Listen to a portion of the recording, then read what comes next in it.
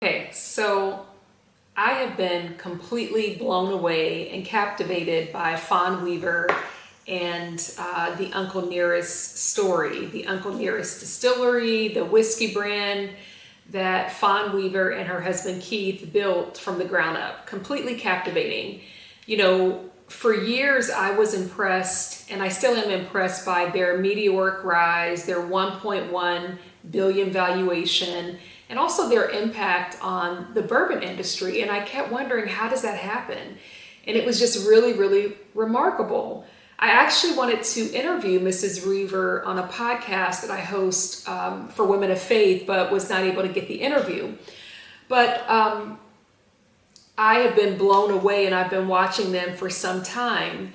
And as someone who works in public relations, I was also impressed by the seeming round-the-clock media coverage, mostly favorable coverage, that Fawn Weaver and the company had received. And trust me, as someone who wakes up every day and does this work, that is not easy. So perhaps this is why I was so surprised to hear about the lawsuit brought by Farm Credit Mid-America against the Weavers, their company, Uncle Nearest Distillery, and the Uncle Nearest whiskey brand. Now, in their federal lawsuit, the lender alleged that the Weavers and related loan parties defaulted on loans totaling $108 million. That is just so much money. So much money. And now the company may be placed under receivership. And some people are even questioning if the company is solvent. I believe that in a hearing a couple weeks ago, that question came up, are they solvent? Now, to be clear, receivership doesn't mean that the Weavers lose their company. It means that they may not be involved in the day-to-day management of the company. Someone's going to come in and try to turn the company around, but also preserve the assets, including the lender's collateral. So that's what receivership means. My immediate question when I heard about this lawsuit is how? Like, how does this happen? And how can a company that is purportedly valued at $1.1 billion struggle to pay its bills? I think when I heard that 1 billion valuation, in my mind, I was thinking, okay, that's $1 billion in the bank, but that's not what a 1 billion evaluation means. I think that it means, and if you're a lawyer or if you know anything about this, if you can jump in the comments and confirm, but I think it means that if you were to sell the company, you could possibly sell it at $1 billion. But anyways, I wondered how they came up with that, because some articles, including the New York Times, said that it was a self-declared valuation, but I still wondered how. And so the Farm Credit lawsuit ran counter to the narrative that I had about the Weavers and about their company. And I've been researching this since I first heard about the lawsuit, almost with like cult-like devotion.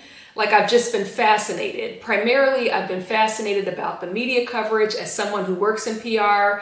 I've been fascinated as a small business owner. When you hear about companies doing well, you try to figure out, is there anything that you can glean? And so it's just been fascinating to me to see where they were and then to watch these headlines, right?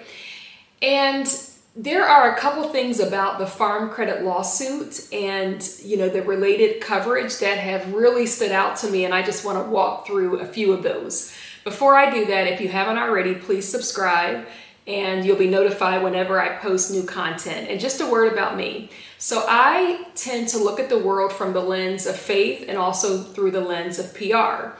Fawn Weaver has a background in PR, so this is naturally going to be, her story was naturally going to be interesting to me, but also as a small business owner, it's interesting as well.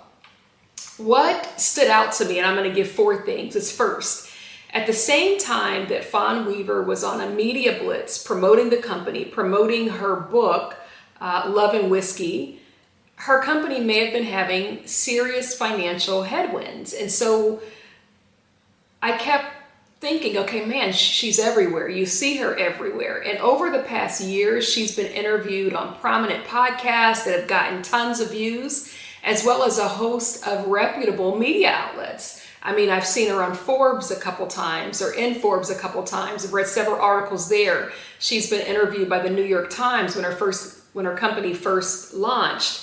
Axios, Black Enterprise, News One. A number of reputable companies have written about Fawn Weaver and also Uncle Nearest. So that was mesmerizing.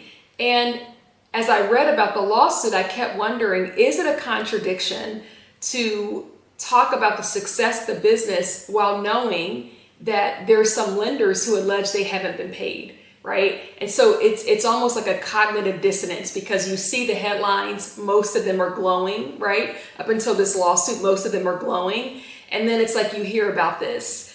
Now, she did acknowledge that having a business is hard, and my business is nowhere near anything what she's built. And I will tell you that some days I just think this is so difficult, right?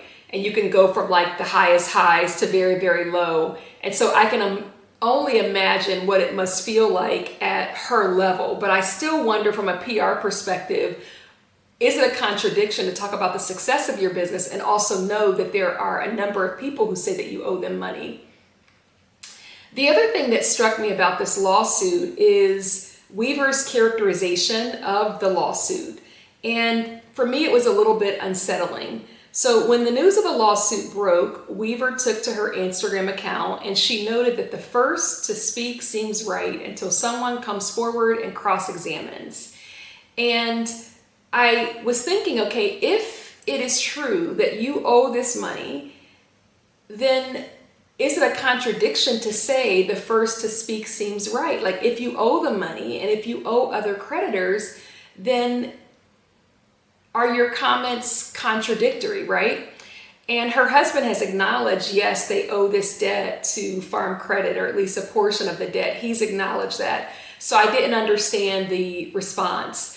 But the other thing is this: when you are in litigation and you make public comments, you have to be very, very careful what you say, because anything that you say can show up in the record. You know, years ago, I was doing strategic communications work for a civil rights law firm. And so we worked with lawyers quite a bit. And anything that I wrote, anything that my team wrote, it had to be reviewed by lawyers.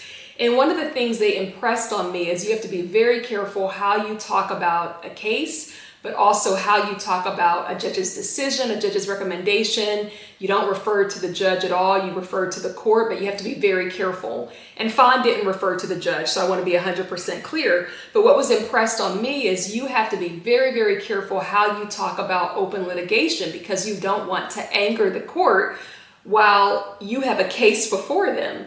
And so when I saw her public comments, I kept thinking, okay, is there a gag order? Does this violate the gag order? And is she helping things? Now, when we get into a crisis, we want to communicate with our supporters. We want to let them know what's going on, because we don't want them to form conclusions that are not accurate, or we want to help shape what they perceive. But at the same time, whenever you speak as a leader, there are multiple audiences, and the court is definitely one audience, especially since there's a gag order. So her characterization, or some of her characterizations, I just didn't understand. I think this is one of the reasons why it's so important for a PR team and a legal team to work very closely, because the legal team is thinking about how to win the case, right? And then the PR team is thinking about how you maintain and manage your relationship with various publics. And there were things that sometimes I wanted to say, and our attorneys would say, you cannot say that. And sometimes our attorneys might suggest something and I wanted it to be more personable. So I understand that there is sometimes a divergence between what attorneys might want to say and what the principal or what the PR people might want to say. But anyways, that was interesting. If you set this lawsuit aside, it appears that Uncle Nearest, the company and the brand, is in serious debt. Now, to be clear, debt alone is not a problem for some creditors. Most businesses, mine included, have some level of debt. The question is whether or not you can service the debt. And so I think that's the biggest issue. But what I found interesting as I was reading this is that the Farm Credit Mid-America lawsuit is not the only lawsuit facing Uncle Nearest. So there was an individual in New York who brought former employee or former brand ambassador. She brought a federal sex discrimination, harassment, and retaliation lawsuit. I read through that lawsuit a little bit. It did not look good to me from my limited vantage point, but I did take a look at it. Billups Inc., which is an Oregon-based advertising company, they also filed a lawsuit against Uncle Nearest. And the complaint was filed on May 15th of this year in Oregon. They allege breach of contract and unfair or unjust enrichment. And I believe they're owed about $261,000. As someone who works on the PR side, I can just tell you that if a client is late, I feel it. I cannot imagine how that bill ran up so high and the impact that could have had on that firm. There's also Pratt Converting Division, Nashville LLC. They also sued Uncle Nearest. They had a hearing on August 13th. On August 6th, Packaging Corporation of America won a judgment against Uncle Nearest for $84,000, just over $84,000. There's also a lawsuit that I found out about, another one, Berlin Packaging, and they won a $2.1 million judgment against Uncle Nearest in July. So these lawsuits are recent, and what they suggest is a company that is unfortunately struggling. You know, in addition to the lawsuits, I also read an article that some investors have a little bit of angst about the situation. And so I think that as I was reading through this, and like I said, I've dived in, I think that the Uncle Nearest story is admirable, and Fawn and her husband and their team, they deserve so much credit for bringing that story to really out into the forefront, right? But I asked myself, okay, so did we get caught up in a story? And did we stop asking questions? And then I thought, okay, well, what questions could we have asked? And the other thing that kept coming up for me, again, is if you have a 1.1 billion valuation, how is it that you're not able to pay a $261,000 debt? Now, her husband has talked about cash flow and cash flow management. It is so challenging. I know it's challenging at my level, again, which is minuscule compared to them, but because I know what it's like to wait for a check and to pray that the right person sees my invoice, it's very important to me that the vendors that I work with, that I can pay them as quickly as possible. I just won't assign work if I don't know that I'm going to be able to pay them. But anyway, so that stood out to me as all of the various lawsuits, and then also what questions should we have asked? I'm also wondering what process that many of these media outlets go through in order to confirm that valuation, or did they just take it and repeat it back? So in fairness, I don't know how the average person could have confirmed that. These are just questions that I have. But the other thing that I want to point out before I wrap up is that this situation is a reminder that saliency in media, it does not mean that a company is profitable. We see people and they have big profiles, maybe they have a lot of followers on, one social media platform or another, or they're everywhere. That does not mean that they're making money. It just means that they have a really good PR team, or that they have a really interesting story and people want to hear about it. But we should not confuse, and I was guilty of this, but we should not confuse ubiquitousness for profitability, because it's just, the two don't always, they don't always go together.